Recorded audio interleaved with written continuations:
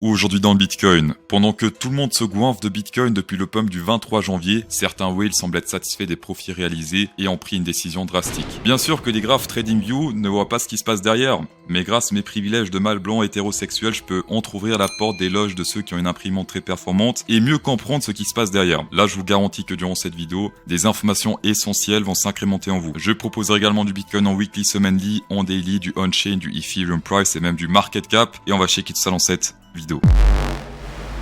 On va commencer par Joe Biden sur Twitter qui va très bien. Il a posté les laser eyes, donc c'est les crypto believers, les Bitcoin believers qui postent ça sur leur profil. Je sais toujours pas trop pourquoi, mais ils le font. Joe Biden a posté ça peut avoir deux significations. La première, c'est que c'est un Bitcoin believer. La deuxième solution, c'est que c'est simplement l'antéchrist. La troisième solution, c'est que il a pris des cours de Photoshop et puis il est trop fier de ce qu'il a fait. Je me souviens en 2010, j'ai appris Photoshop et puis je faisais des trucs un peu similaires. Je modifiais la couleur de ma tête et tout, donc c'est plutôt drôle. Les crypto believers, les Bitcoin believers pensent qu'il a investi dans Bitcoin et moi ce que j'ai mis c'est sur Twitter quand le général de Gaulle te suggère d'investir dans le Bitcoin, vu qu'il est un peu sénile, enfin voilà, pour ceux qui ont compris, tant mieux. On va directement commencer par le Bitcoin en semainly. On reteste le top du range une fois plus. Attention, grosse résistance historique. Ici, on se fait rejeter à la baisse. Ici également. Et ici également. Bien sûr, un range parallèle peut péter à la hausse. Donc, si on prend la hauteur de ce truc, on met ça sur le breakout. Si on breakout, par exemple, ici, eh bien, la target serait plus ou moins ici autour des 81 000 $, ce qui est plus haut que la TH précédent. Mais ici, en tout cas, jusqu'à preuve du contraire, on continue à trader le range dans ce range. Et d'ailleurs, on peut voir ici qu'on est sur une résistance une fois, deux fois, trois fois. Et ici, on peut voir avec le momentum, avec les flèches,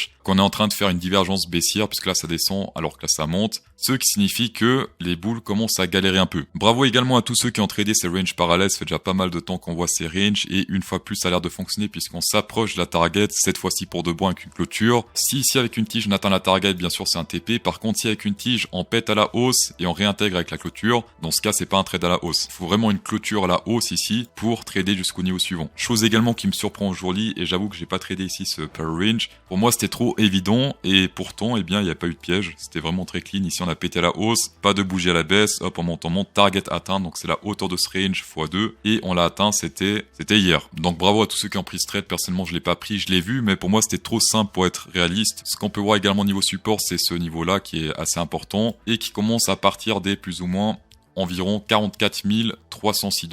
L'open interest également, alors là c'est juste Binance et certains exchanges, on verra l'open interest général juste après, mais on peut quand même faire un truc plutôt intéressant ici, puisque là, support, etc.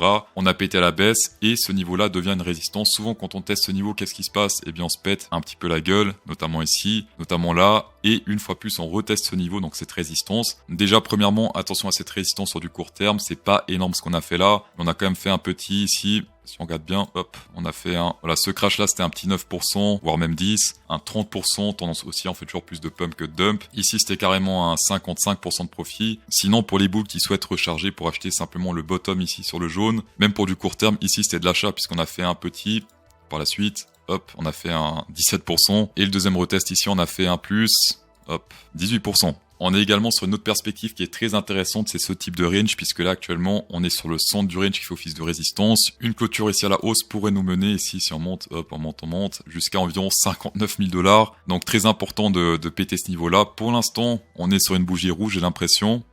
Alors c'est pas clôturé, d'accord, mais voilà, pour l'instant c'est du rouge. Une clôture ici peut être extrêmement bullish et je pense même faire soit un long, soit un call, on verra, pour aller jusqu'à environ 59 000 $. En tout cas ce niveau-là. Si on atteint par exemple ici le 16 février, ça serait 57 000 $ et plus on prend de temps pour monter, et bien plus on se fera de profit. On va passer à la distribution des 50 $ sur BingX. Bravo la team plus qui a gagné, le gagnant se print à l'écran. Et la question que tout le monde se pose, est-ce que jeudi matin le prix du Bitcoin Price sera au-dessus des 47 992 $ ou sous ce prix? Mettez simplement plus ou moins la fin du commentaire pour gagner comme le gagnant du jour 50 $ sur BingX, tapez dedans. Sur ce graphe, on a le SOPER, c'est les bitcoins qui ont transité et puis en fait ça indique s'ils ont été transités en profit ou en perte. Et ce qu'on peut voir ici, c'est on peut faire une sorte de résumé de la smart money puisqu'on est sur la SMA 30 jours et souvent quand ça se pète un peu la gueule, et bien la smart money prend des profits.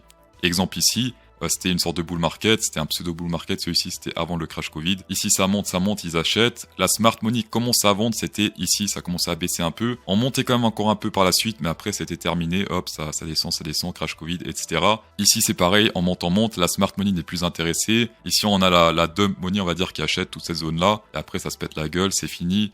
Smart money de nouveau ici, on monte. À partir d'ici, ils sont plus intéressés. Tout ce qui suit après, c'est la smart money qui donne à la dumb money, tout simplement. Donc ça, c'est le premier truc à prendre en compte. Et encore, j'ai pas assez zoomé, regardez bien, c'est encore plus à droite. On peut voir que malgré cette montée ici, eh bien, ils sont en train de vendre pas mal quand même. Chose également un peu inquiétante, ce sont les whales qui commencent à vendre pas mal depuis ici. Donc c'est une donnée on-chain depuis plus ou moins jeudi, vendredi. Les marrons ici, c'est les whales qui vendent. Et là, c'est en train de se péter la gueule totalement.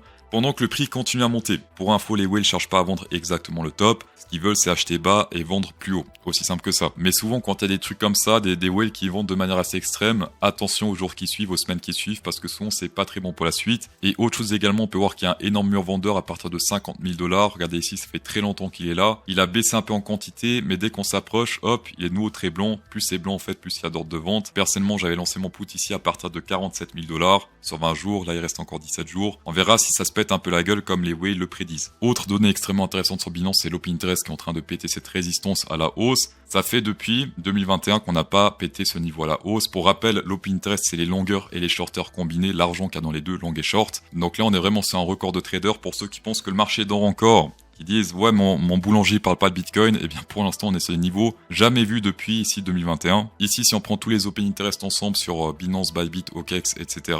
on peut voir que on peut tirer une résistance ici sur le Pinterest, sur le top, ici on se rejette à la baisse, ici également, ici également, ici également, ici également, et ici on reteste pile poil sur ce niveau, regardez bien, on est en train de retester cette résistance pile poil aujourd'hui. Bref, tout ça pour vous dire que historiquement quand on testait ce niveau, le marché s'est dit c'est bon, il y a de l'argent, on prend cet argent. Un pouce bleu inséré pour cette information ferait extrêmement plaisir puisque c'est une résistance qu'on voit pas du tout si on regarde pas l'Open Interest. Ici on peut faire un trait, hop, mais ça fait pas du tout le truc qu'on voit ici sur l'Open Interest. Les gens qui regardent juste ce graphe, ils se disent pourquoi on se rejetait ici, pourquoi on se rejetait là, pourquoi on se rejetait là. Sûrement parce qu'il y a une divergence, parce qu'il y a une résistance horizontale, etc., etc. Alors que Open Interest is the answer. En description de vidéo, vous avez le choix entre 4 exchanges pour checker jusqu'à 20 100 $, entre 30 $ et 12 100 $ sur BingX. 10% de rabais sur les frais, ça fait vraiment la différence sur du long terme. Donc toujours essayer de s'inscrire sur un exchange avec 10% de rabais sur les frais, sinon vous faites un peu baiser. À l'époque, j'étais sur Bybit, sur Bitget également, mais en ce moment, je suis à fond sur BingX, simplement parce que comme ça, je suis pas limité au trading crypto, je peux trader les cryptos, mais également Nvidia qui est en train de pumper pas mal. Je rappelle que Nvidia font des cartes graphiques et le Bitcoin a besoin de cartes graphiques pour fonctionner.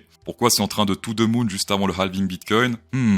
On se pose des questions. Donc pour ceux qui veulent pas se limiter au bull market, Bitcoin sur du court terme, eh bien hop, on peut également faire sur du Nvidia ou même sur du Meta qui est également en train de pump pas mal. Meta, il a fait un plus 26% en un seul jour, 25%, c'est pas du tout banal sur le marché stock market, il faut le savoir. Et bien sûr, les tendances haussières, faut les trader de manière saine. Hop, on reteste les supports, etc. On monte de manière saine et pas trader quand on teste ce niveau-là et entrer ici. Ça n'a pas de sens, d'accord? Toujours attendre un retest du NEMA, 50, 100, etc.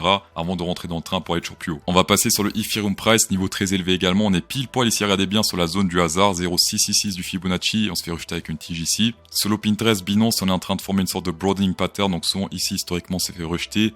Là où sur le Bitcoin, on a pété ce truc totalement à la hausse avec une clôture. Donc ici également sur le Ethereum, cette zone-là, plutôt de la vente que de l'achat. Et sinon, c'est en train de former une triple divergence bearish, puisque là, ça descend 3 fois. Et là, ça monte 3 fois sur l'action price. On va passer sur le total market cap. C'est tout l'argent qu'il y a ensemble dans les cryptos. Pour l'instant, on est sur du 1,74 milliard. Non, pas milliard, trillion. Et on peut voir qu'on est également sur le centre du range. Bottom, bottom, bottom. On pète à la baisse. Road to support suivant. Et là, on teste le centre du range, ce qui signifie que si on pète ce truc à la hausse, road to résistance suivante. Mais qu'également ici, on est sur une zone de TP, simplement parce que on est sur une résistance TP, et qu'on peut se rejeter ici jusqu'à environ, hop, 1,6. Pour les traders RSI, on a fait une très grosse compression ici, et on a breakout ce range, plutôt ce biseau, ce descending triangle, voilà. Il a été pété à la hausse avec exactement cette bougie-là, et depuis, on n'a pas fait trop de résultats. Souvent, ça s'annonce des gros mouvements. Ça, pour l'instant, c'est pas encore assez, selon moi, pour une grosse compression comme ça. En plus, on a pas mal de support dans cette zone, si on prolonge, hop, ici, pourquoi pas faire une sorte de retest ici sur le RSI, retest pour aller toujours plus haut, retest pour aller toujours plus haut.